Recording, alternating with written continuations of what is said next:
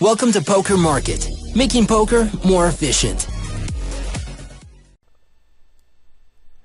Hey guys, in this video we're going to talk about a very valuable and underused line that really good players are using more and more and getting a lot of value from that most players are still not using. And that line is going to be bluff raising the river. And back in 2010, if someone raised the river, they pretty much always had the nuts. But since then, raising the river has become more fashionable.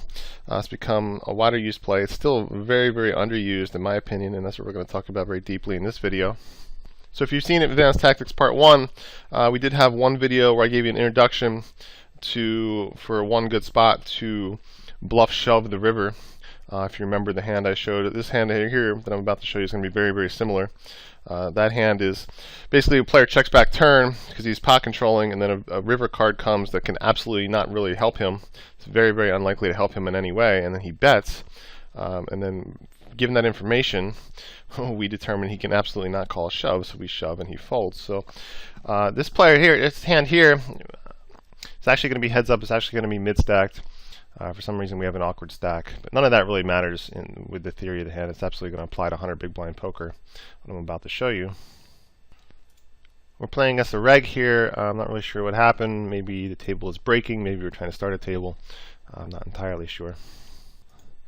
So we'll go through the hand first. We'll get your first gut instincts on the hand, and then we'll go back and analyze it. So we're playing heads up. We're going to open a very wide range of hands, obviously. And we get called. So we flop second pair. In this hand we decide to just check back for pot control. Second pair, I mean obviously nothing better is going to be folding here. If he has worse hands, it's going to be really hard to get value. I'm sure we can get value from maybe a 10, but we don't really want to play for stacks with a king 6 in a spot like this. So we're checking back for pot control. All pretty standard so far.